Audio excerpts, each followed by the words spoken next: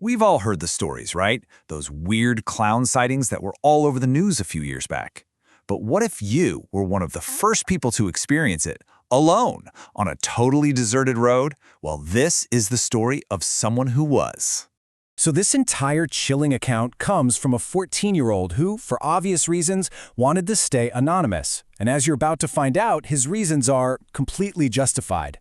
This isn't just some spooky story, it's a first-hand report from the very beginning of a really bizarre and terrifying phenomenon. Okay, so to really get what happened here, we need to understand the setting. It all kicks off with something super simple, super routine. Just a walk home from a summer job. Now, we're not talking about a bustling suburb. This is a tiny, rural town with only 130 people. That's it. This extreme isolation is absolutely crucial to the story. I mean, in a place that small, you know everyone, and anything out of the ordinary sticks out like a sore thumb. It also means there's pretty much nowhere to run and nowhere to hide. So picture this. Every single night, it's the exact same routine. 9:30 p.m., he clocks out. He's got a 1-mile walk home.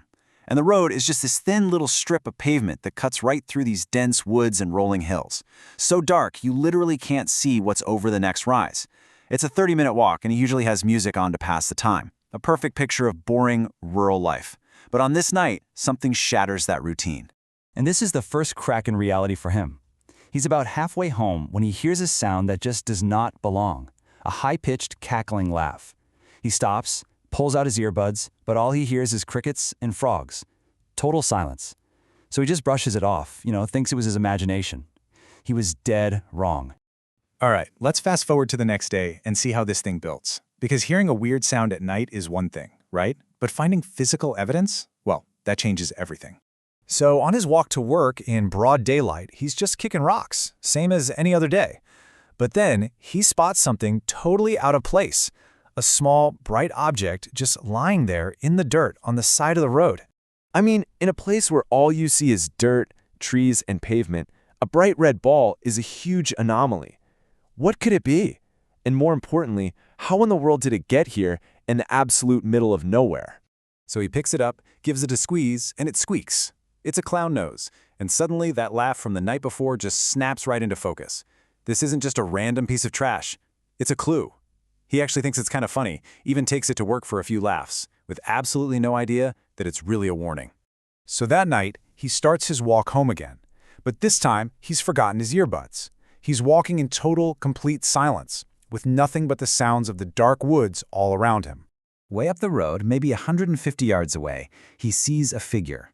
His first thought is that it's just a deer, a super common sight out there. But as he gets closer, the shape is all wrong. The silhouette isn't an animal, it's human. And as he puts it, it's something far, far more sadistic. And this is what he sees. A clown. But we are not talking about a party clown. The clothes are filthy, the colors all faded into ugly stains, the makeup is running down its face, and its eyes are just black voids. And it's just standing there, perfectly still, right in the middle of the road, just waiting for him. The narrator is frozen solid. He's still a quarter mile from his house. And then the figure speaks. This is the exact moment the situation flips from deeply unsettling to genuinely terrifying. The voice just cuts through the silence. "You have something of mine. I need it back."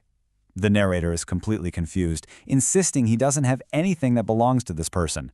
He has no clue the clown is talking about the nose he'd found earlier that day.